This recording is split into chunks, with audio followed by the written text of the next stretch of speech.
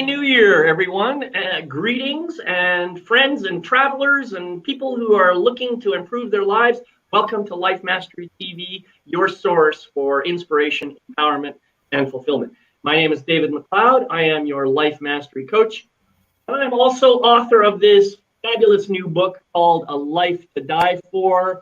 It's available on Amazon as both a Kindle and a print edition. I hope you'll grab a copy. Yeah, and a coffee too. That would be nice. And just read it, and then leave a review and tell me what you think, because this is the work of my heart, a labor of love. So I hope you'll check it out. Anyway, I don't know if you've noticed this, but most of Western healthcare is focused a lot on fixing symptoms. And this seems to leave people in what I think is a kind of an incomplete state of healing. This is such an important issue that I thought it would be exactly the right thing for us to talk about at the beginning of a brand new year, so that we can maybe bring some awareness to the situation and maybe find some new ways of approaching healthcare. Now, my guest today is a nurse practitioner, medical intuitive, international speaker, and distinguished pioneer, bridging the world of spirituality and wellness. She believes that healing is a multifaceted and interconnected process requiring a holistic blend of support for physical, mental, emotional, and spiritual needs. She earned a Doctor of Nursing Practice degree in 2008 from Case Western Reserve University, one of the top nursing programs in the United States. And she is currently president of Spiritual Wellness for Life and president of Recovering Healthcare. So please join me in welcoming the delightful and amazing Dr. Dolores Fazzino to our show today. Welcome, Dolores. It's so great to have you here and so great to see you again. I know it's only been a couple of months since we saw each other, but I'm glad you're here. Well, thanks, David. I'm glad to be here too, and Happy New Year to everybody. This is an exciting time for us, and it's actually the starting of a new decade.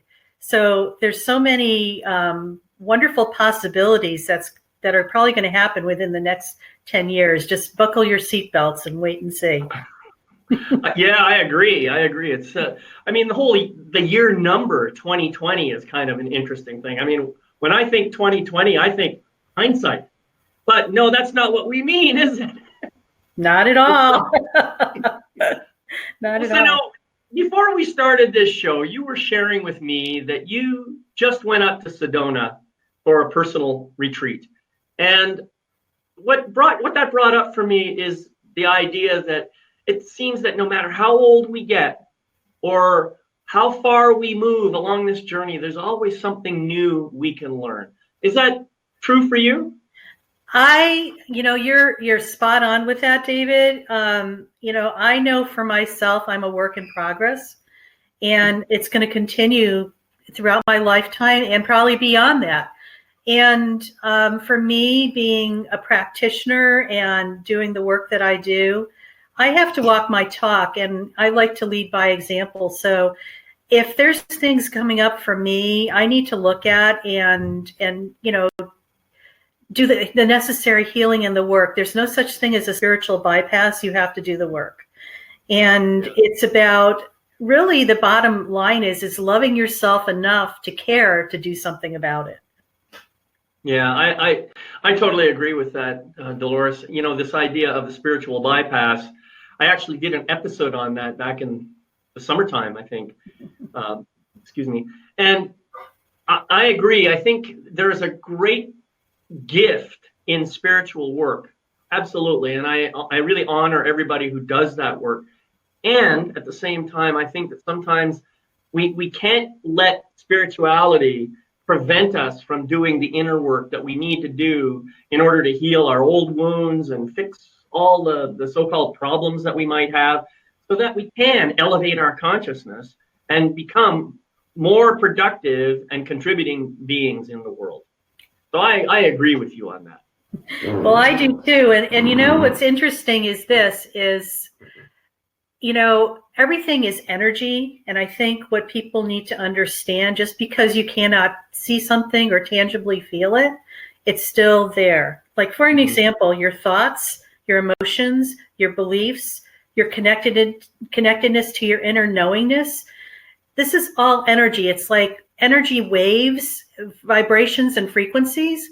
And even what we see in our physicality, which is a real denseness, there's energy there. So everything is more interconnected than people think, even though you cannot see things with the human eye. Oh, absolutely. I couldn't agree more with you on that. And in fact, I think quantum physics makes it very clear that, everything in the universe is all made of the same stuff, including us. We're all made of the same stuff too. So the very fact that, we, for example, are made up of all these quarks and, protons and neutrons and all that other chemical stuff. But what also is making us up, and probably about 99.9% of us, is pure energy. It's that stuff that flows through us, and it flows through the entire universe. So we're constantly interacting with one another, and we're constantly connected with one another, even though our ego mind wants us to believe that we're separate from one another. So I totally agree with you. Well, if you remember that frequency, vibration, and energy are all pretty much the same thing. So it's like everything is vibrating, everything has a different frequency. And I'm just going to give an example. It's just like people, I'm into gemstones and crystals. I used to use a lot of that in my healing work with clients. And every so often somebody would say, oh my God, there's a new gemstone that, we just found and stuff like that. And I have to laugh because it's always been there. It's just vibrating at a higher frequency. And we've raised our vibration enough to match that to see it. Yeah, that's very true. Yeah. This whole concept of vibration and energy and stuff is a pretty deep one. And I'm sure that we could go really, really long ways down the rabbit hole and have a great conversation about it. And maybe that will be for another time. But I do want to get us kind of focused on this. Yeah, I do want to get us focused on this whole concept of healing. Even though I know it's related to the whole concept of energy, as you were talking about, I'd like to kind of bring our focus back to that and talk a little bit about, I think when I started the show, I mentioned about how Western medicine tends to focus on symptoms a lot. And I think there's a shift. I can feel that there's a shift going on. I've noticed this when I'm visiting my own doctor. My doctor's tending to ask me questions that don't necessarily relate to the issue that I might be approaching with, but now she's asking other things, and so she's taking a more holistic approach. So I think it's great that that's happening, and yet I think for the most part, much of our medical system is focused on symptoms. Do you agree with that? Oh, absolutely. I've been in healthcare for over 40 years, and with the majority of my time being spent in surgery, probably the last 32 years of my career in various forms. So I get That's a long time to be in surgery. No, I know what you meant. Long time. So I've seen a lot of things, and it's just like sometimes I see new things every day. But my point being with this, yes, in Western medicine, they're trained to diagnose, give a pill, or do a procedure. So they keep you in that loop. So just for an example, if you have a problem, they give you a pill. And then if you develop a side effect, they give you another pill to counteract that side effect, and yada, yada, and yada. It goes on and on. So when you have an elderly person, sometimes they're on 10 different medications that they don't need to be on. And it's just like, instead of going and looking at what the root cause or the core issue that created the need to have, a diagnosis or whatever the person created for themselves, they're just keeping it very superficial. Now, when you look at a pie, okay, and you divide it into 4 quarters, and you have, physical, mental, emotional, and spiritual, and just know that all these are interconnected, because it's, for lack of a better description, I'm going to give the pie chart because, but know that everything's interconnected as a matrix in ways that you never know. But the thing is that Western medicine only looks at a quarter of that pie. That's only 25% of the holistic approach to healing. And they keep it very superficial. They give you a pill, a diagnosis, and a procedure, and they can keep that loop going and going. Now, over the years, they've added functional medicine and integrative medicine, where if you flip that pie on its side, those columns go deeper into the physical, which is good because they're looking at more of the pathophysiology or the cellular level of what happens with a disease and trying to heal it by giving you supplements, nutritional support, or procedures deepening that. However, they still neglect the mental, the emotional, and the spiritual aspects that actually were the underlying issues that probably created the physical problem.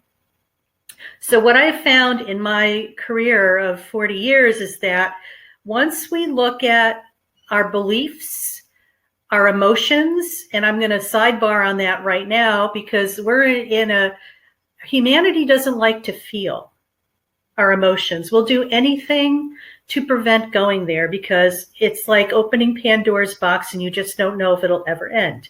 And I'm going to talk about that a little more later. But when we don't experience our emotions, it's still energy. It still gets trapped in your physical body. It's just in your energy field.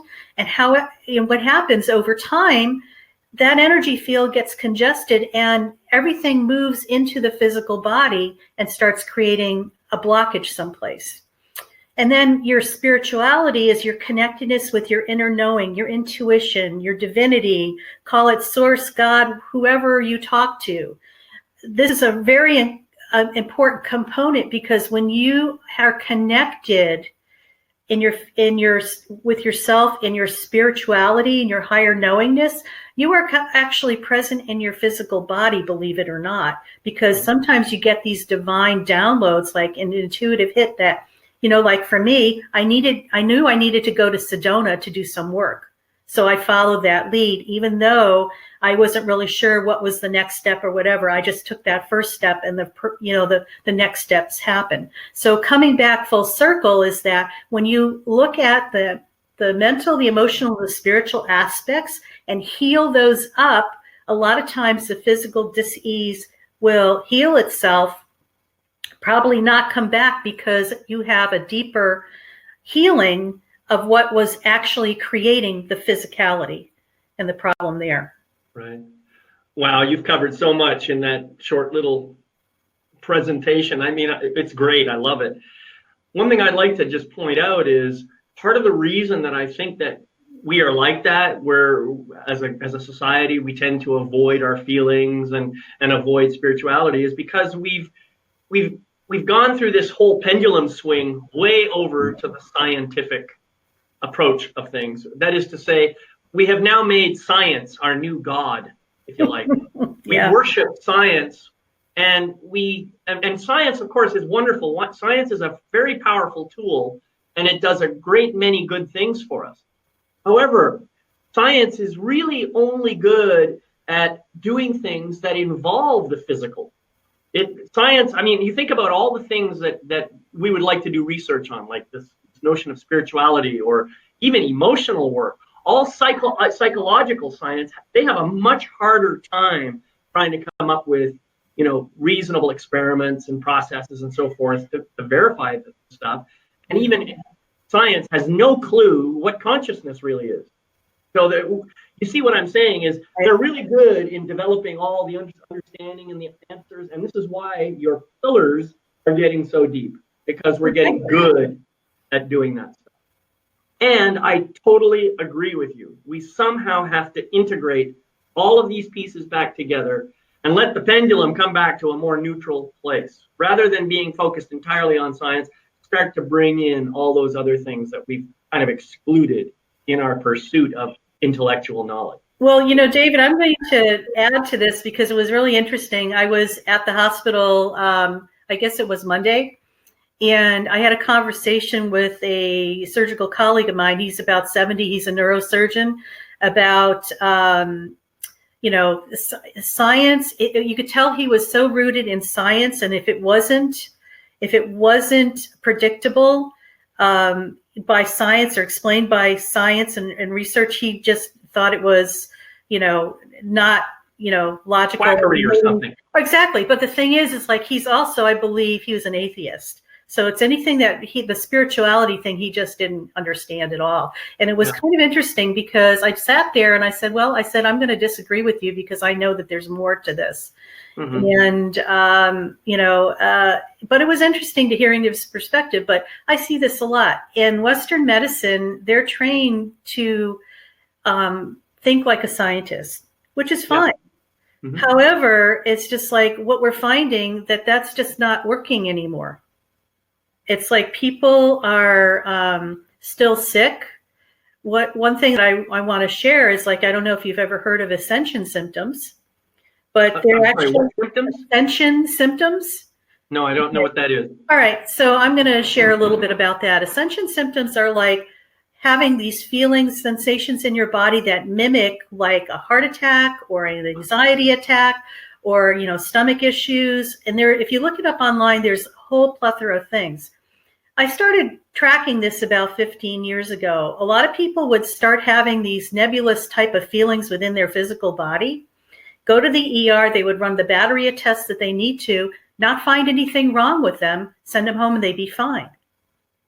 And what that was, I explored that more and more because it was a real conundrum for the emergency department because they couldn't understand what was going on.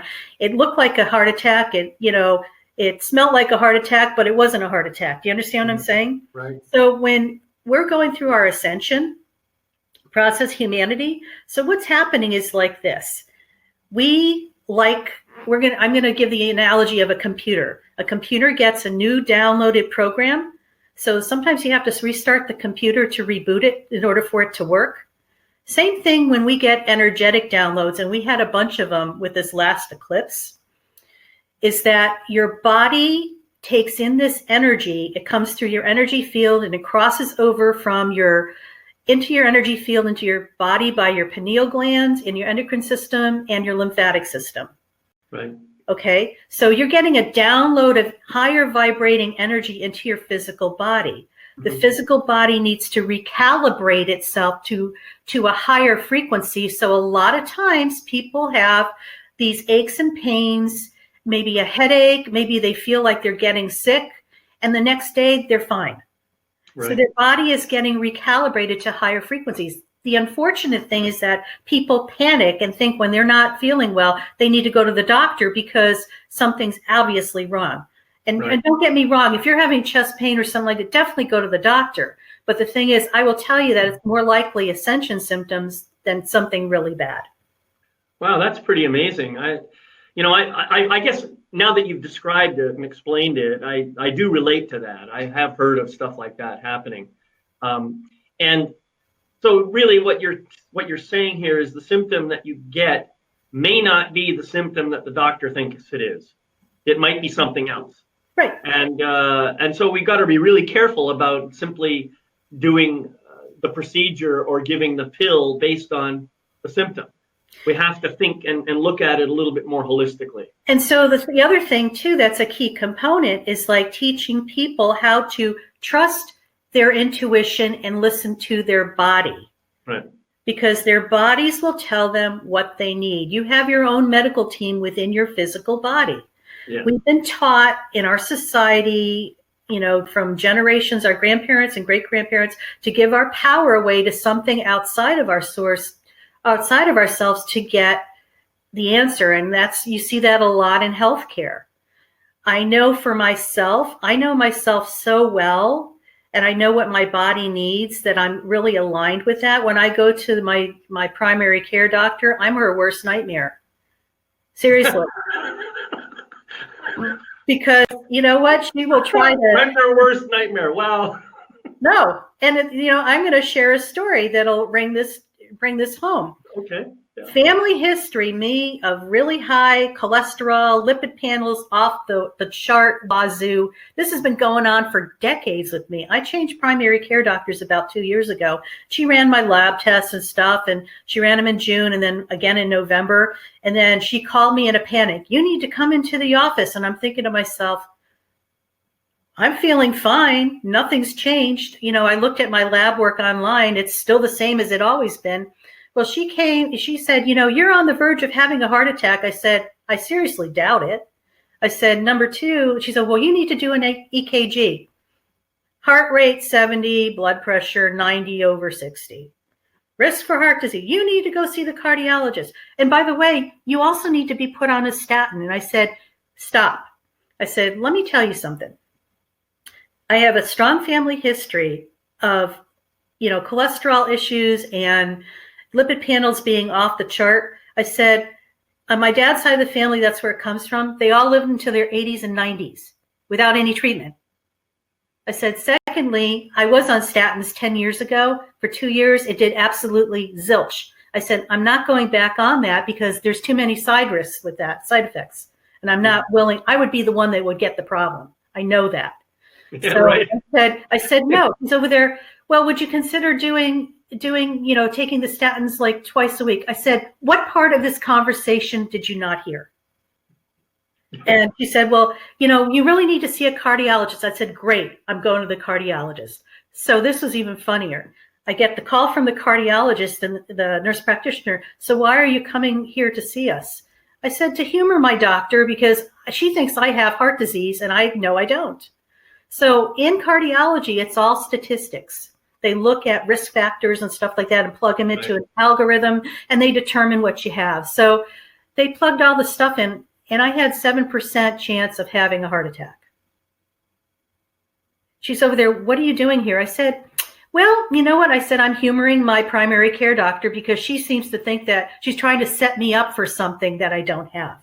And this is another thing I want to drive home. How many times people go to their doctors, healthcare providers, and there's such an alarm of things that could possibly go bad. These poor people will start to believe that when it's not true, and then they create it for themselves. Right. So I said something to the cardiologist. I said, I think you guys really need to look at the fact of how you approach patients with what you're talking about.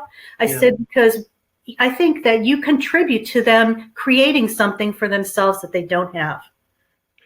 And she was, it's a very, very interesting story. And I just want to put in a plug in for doctors. I think that most of them really do believe that they're doing the best for us that they can. And I'm sure that's the same for your doctor. It's all, in fact, I think it's true for most people.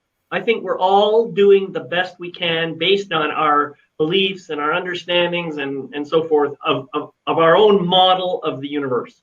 No, I totally agree. Yeah. And when new evidence comes forth or shows itself to us, new evidence that other people may already see, but we don't see yet, it could be that that's what causes us to switch and shift our model of the world and take on a new belief.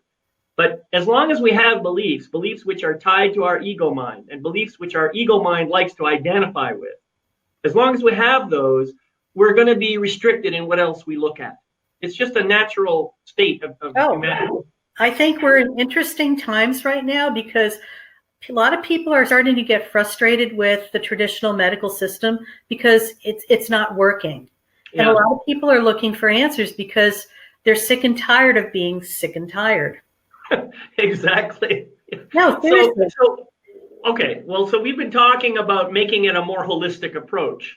And one of the things that I remember you sharing once in a previous presentation that I saw, I think you brought in the concept of doing versus being and being versus doing and the importance of that. Can you talk a little bit about that and how that helps us to bring more into the holistic approach? Oh, absolutely, David. I think in our society, we've been programmed to always be in motion and doing something. We've been told that if you're not doing something, you're actually not productive and you're considered lazy. I know that was what it was like growing up for me. My dad kept us busy, and when we, wanted to sit down and rest, no, you need to go do this.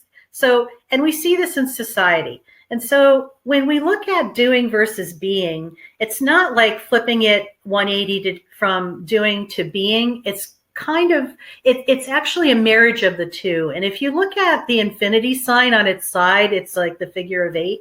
And one pole is doing and one pole is being. It's always in motion. The only thing is that we start from doing instead of going to being. So what I want to say, doing is more of being in your head, thinking, analyzing, trying to figure it out, trying to push a boulder up a hill. That's a good analogy. You're efforting. Mm-hmm. Whereas being is more like being receptive in your heart space, in the moment. It is about feeling and sensing. It's also about mindful activity. So when you're doing mindful activity, and that could be anything as formal as a formal meditation to just going for a walk on the beach or taking your dog for a walk or being in a garden or being in nature, you're more physically present in your body. And when you're in your body, you're in present time versus when you're in doing, you're in the past or the future. You're thinking about what had happened and trying to figure out what's going to happen in the future. You're not in present time. So in our society, we're constantly going and going and going. You see this in corporations, and thank God that's starting to shift to something different. But traditionally, this is what the mojo's been. And, you know, it's all about production. And people are on this merry-go-round of going and going and going. And so they get fatigued, tired, and they develop sicknesses for themselves. So it's how do you get off that doing merry-go-round? So what I tell people, this is really simple, is that you start from being, doing some mindful activity. Because when you're in your body, you're able to connect with your higher source, that intuition. You might get a hit like, oh my God, I need to go to the supermarket today. And you're thinking to myself, well, I just went yesterday. But you go and carry through going to that supermarket because you're going into divine doing. And when you're there at the supermarket, you run into somebody who you haven't seen in a while, and they have the next piece of your puzzle. Yeah, and so you go back, you know what I'm saying, for a business, or they introduce you to somebody who, you know, it's without effort. It was, you know, people call it serendipitous and, you know, well, that's just magical. No, this is normal.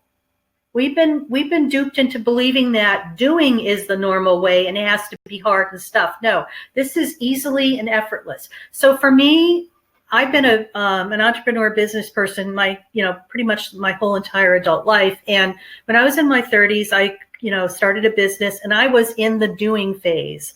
I would look under every boulder possible and make something happen and meet this and do. And guess what? I was successful. It was short-lived, and I developed an autoimmune condition. Right. So people would say to me, like, you know, and I was exhausted all the time. When are you going to start another project? Or I was like, oh my God, I can't even think about this because if I have to do all this crap again, it's not worth it. No. So I decided that it has to be a different way. So I decided that every day that I was going to start to go into meditation, in which I did. And so I called it having a meeting with my boardroom and the CEO of me, of what's next. And I would ask in meditation, show me the next steps and just allow it to come. So I would get a divine download and then go and do, and then come back and get another piece and do. And that's how I've been running my businesses ever since. I have a lot more free time. Yeah. I'm healthier than I've ever been. I'm rested. It's not about the frenzy of chaos, but it's about balancing the two. So I invite people to find a mindful activity, anything that's going to be getting you in your physical body. Those adult coloring books have been great. If you like jigsaw puzzles, do that. Our grandparents had it all together, believe it or not, because my grandmother used to crochet and tap. That was their mindful activity. They would sit and do that for hours, and they would, you know, be at peace and, you know, in the present moment, basically. Yeah. Well, I think that all of what you're saying is very, very important and relevant. And being present, I think, is the key point here. And what I have learned is I'm not always in this state, but I can be present in everything I do, whether I'm physically active or whether I'm sitting still. I can be present in both of those conditions. It's really a question of bringing my awareness into fully into whatever it is I'm doing, so that I become in a state of flow. Mm-hmm. And that's what I call it, flow. And when I'm in that state, everything just seems amazing and beautiful and fantastic. And I'm not worrying about things that might be happening in the future. And I'm not regretting things that may have happened in the past, but I am right here, right now. And to me, that's what you're talking about, is finding that way of being present. And even if you can't do it 100% of the time, and I'm pretty sure that most of us can't do it 100% of the time, at least you can bring yourself present intentionally when you choose to. Right. And as you say, set up a time, set up a place, a sacred space where you can just simply go and decompress and become present to all that's happening right now. And then, like Dolores said, simply welcome in whatever new information needs to be here for you so that you can take the next step, whatever that might be. Yep. And when you start doing this and you start seeing things shift, you're going to be wanting more and more of that. Mm-hmm. And absolutely. What I'm going to say is that this is really what life is all about. It's really that simple. And like I repeated before, we've been duped into believing that the other thing's normal. Yeah, right. No, but so I wanted to draw attention to this. There's somebody on the chat, Candy, wrote a statement. Wonderful. This is all great information. However, will we be talking about unconditional love insists that we take good care of our physical health? Well, I think what Candy is doing, she's taking a statement that I wrote in one of my, probably in the front page of this website for today's episode. And this is what I believe. I believe that if I am unconditionally loving about myself, if I love myself unconditionally, then I naturally start to become more aware of the fact that I have to take better care of myself. That's just one of the things that I have to do. Otherwise, I am not honoring the truth of who I am. I'm not honoring where I am in the world and the things that I'm supposed to be here to do. And if I'm not in good health, then I simply can't show up the way I want to show up. So this is what I think I was referring to when I put that phrase out there. Does that resonate for you, Dolores?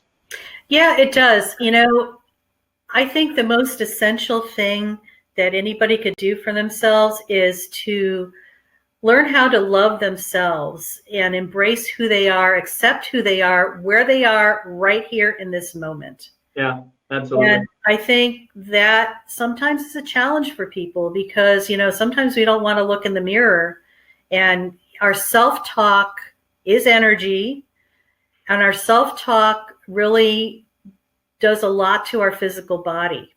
Yeah. So when you just even say to yourself and looking in the mirror and says, I love you, I really love you, I appreciate you. Somebody told me about this exercise to do, and I do it every so often. I do it when I'm in the car sometimes because, sometimes you have some downtime and you're driving, 20 minutes or something. But it's like you start talking to yourself, I love you, I really do love you, I appreciate you. And just talk to yourself that way, and it's kind of raises your vibration. You could start feeling your cells starting to vibrate. Yeah. Self-love is the foundational piece to having everything that you want in life. Seriously. Yeah. And I firmly believe that because it all starts with us.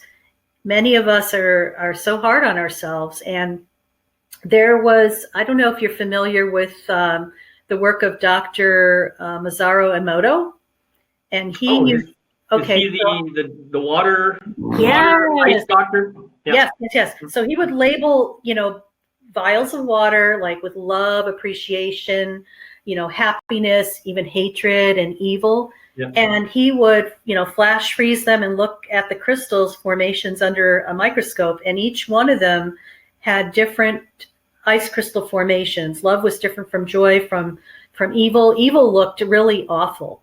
So if you take that a step further, our physical bodies are at least 70% water.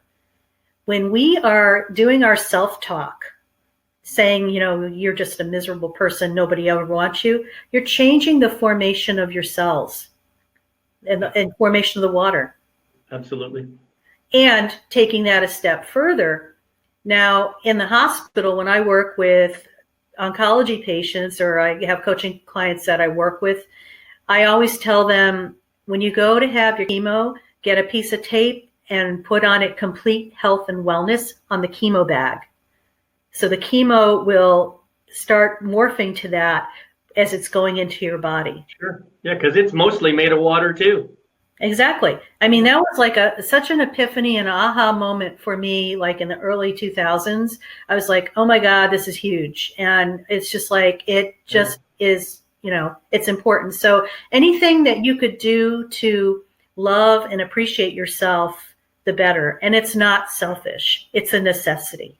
Exactly. And in fact, that's what I was going to say. Our episode title is A New Paradigm for Healing. And it can't start without self-love. Absolutely. And self-love is not the same as narcissism. It's the exact opposite, in fact. If you truly love yourself, then you will stop being a narcissist. It's pretty amazing. But that love, unconditional love of self, means that you recognize how amazing and beautiful and magnificent and wonderful you truly are in every way. No matter what dark stuff you may have experienced in your life, no matter what kind of negativity may have happened to you at any point in time, it still says nothing about the fact that you are nothing but an amazing, beautiful, magnificent, divine, spiritual being of light and love, period. So take that in and start telling it to yourself.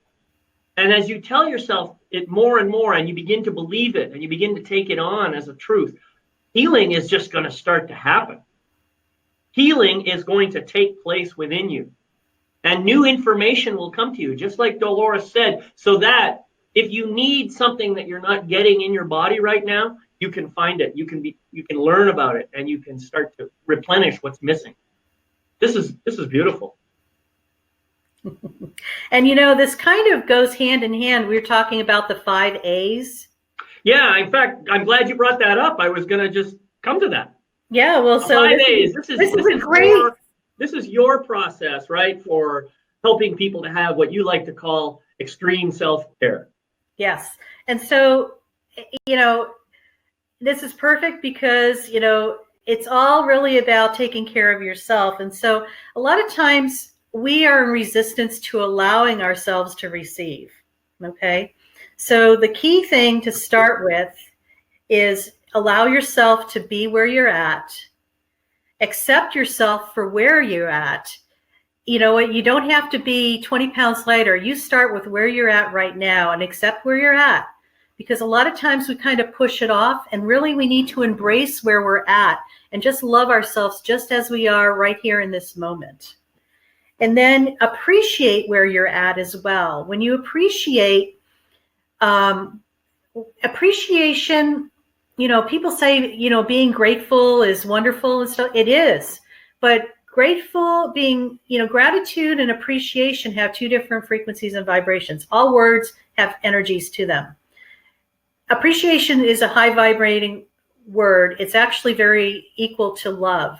So when people say, I'm so grateful that I have this, to me, it almost feels like, thank God I didn't have something else. Do you know what I'm saying? Whereas when you're appreciative, it's just like, everybody wants to be appreciated. And, when you say to people that I really appreciate you being here, it made things go so much easier. It's just like, it just works better. And, what we focus on, we create more and more of. So can I just interject here? I wanted to say something about appreciation. Yeah. I agree with you. Appreciation is a very powerful force. And one thing that I have learned to say, something that people don't immediately grok, is that which appreciates grows in value. Now, I want you to think about that for a moment. So it's like, when you think about putting your money in a bank, it earns interest and it appreciates, it grows in value. Well, here's where I flip it upside down. when I express appreciation, the recipient of my appreciation benefits from it. But because I am that which appreciates, I grow in value. This is extremely important. When you appreciate someone or something else, you grow in value. And I want you to remember that, because that means when you grow in value, you become more valuable. You become more of who you are. You become bigger and more magnificent simply by appreciating. I totally agree with you, David. Very well said. Thank you. And, it's kind of interesting because I learned a lot about appreciation in the last 3 years. I have the pleasure of working with a surgeon who is just really interesting. The way he comes into the surgical suite, it's like he's always saying, thank you, I appreciate that. He's always appreciating people. And it's just like people just eat right out of his hand. It's just like, and he's a young guy. He's probably in his early 40s, and he got it. He gets it. And it was just like I learned so much from him about that. I was like, wow, I get it. I totally get it from him. Yeah. And so, where that leads to is like when you have allowance, acceptance, and appreciation, you start forming an alignment. So when I call it like when all the holes in the Swiss cheese are lined up, it's just like you have a bullet point to your abundance. So right. When you, allow yourself to receive, appreciate who you are, accept where you're at, and you start to form an alignment, and then you're going to get your abundance. So it's really that simple. It's like, I call it the recipe for happiness. Okay, I just captured all that and I put it into the chat. I've got allowance, acceptance, appreciation, alignment, and abundance. Correct. All right. And abundance. Not only we're going to have abundance, but we're going to have a lot of abundance. Exactly. Because of a lot of appreciation. All right. So tell me, how do you bring these 5 elements into practice in your life? And how can other people do the same? I've become more an observer in my life than a reactive person. Because really it's not about me.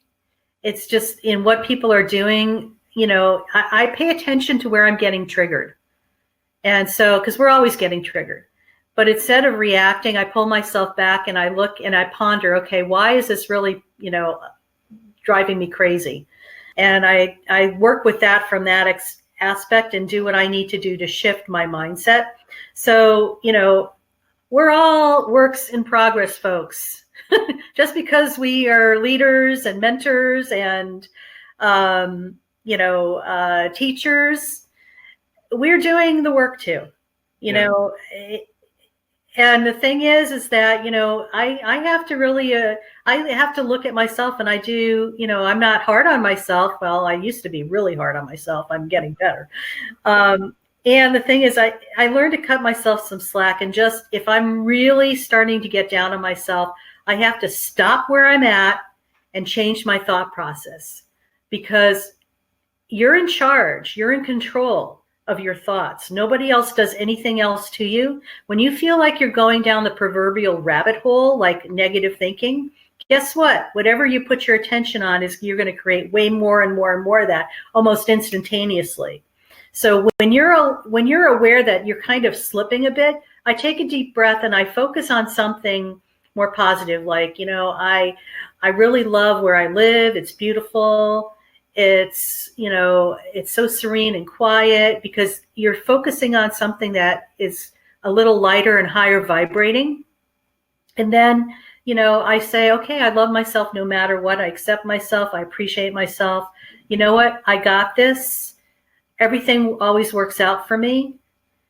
And, just go with that. Yeah. Do I have disappointments? Absolutely. And the thing is, it's actually helped me maneuver through that and get through it a lot quicker. Yeah, this is great.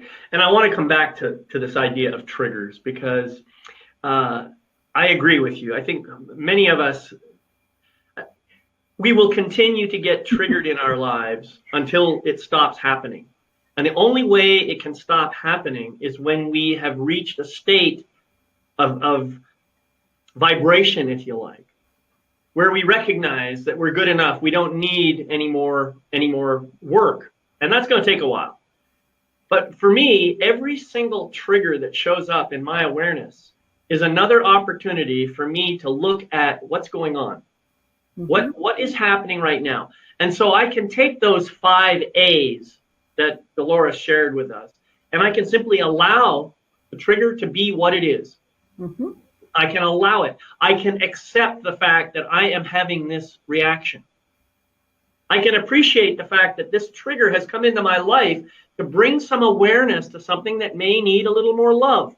And so I can bring that love into my life. And in this way, I can align more fully with who I really am and invite in the abundance that is meant to be. Beautifully stated, David. Beautifully stated. Thank you. It's an opportunity that's available for all of us. Yeah. You know, we don't have to fight our triggers. We don't have to, pretend that they don't exist, because that just puts stuff back into the background, into our shadow space, and that creates all kinds of different problems. What we need to do, I believe, is to be completely open and accepting to all parts of ourselves, even the parts that we may not be too crazy about right now, but maybe particularly those parts that we're not too crazy about, because that is the nature of unconditional love. Well stated. Well stated. Well, I'm just noticing the time here, and I see that we've gone through about 45 minutes. We've covered a lot of ground here, and it's been just amazing. I want to thank you so much, Dolores, for joining me today. Is there something else that you'd like to share with the audience before we close out? Sure. It's a lot easier than people think. And once you're awake, it's hard to go back to being unconscious. And so, it's all about self-care. And if something is bothering you, or you want, sometimes people, like for an example, if you don't feel like doing something, don't do it. If it's not 100% hell yes, don't do it because you show up wishy-washy. This is about you honoring who you are and setting boundaries and this is actually self-care and self-love as well. So just be mindful as you go through life. And if something resonates with you and you want to do it, absolutely do it. But if you're like on the fence about something, I would invite you to just stay on the fence and not do anything. Because if it's not a hell yes, don't do it. What a great way to finish up. If it's not hell yes, don't do it. I love it. Thank you so much for that, Dolores. It's been a real honor and a pleasure to have you here. And I want to thank all of you for watching the show today, or for watching the recording, or whatever it is you're doing. And I'd like to remind you that this show and every other show that I've ever done has all been recorded, and it's available on my website at lifemasterytv.com. That's life-mastery-tv.com. Now, as I always do, I want to remind you to keep the Life Mastery mantra in mind and to practice it every single day. It goes like this: I gratefully forgive the imperfect being I have been in the past. I gratefully accept the magnificent being I am right now. I gratefully welcome the evolved being I am becoming in each new moment. Until we meet again, my name is David McLeod, your Life Mastery Coach, and I want to wish you love, light, and blessings on your continuing journey. I will see you next time. Bye-bye now.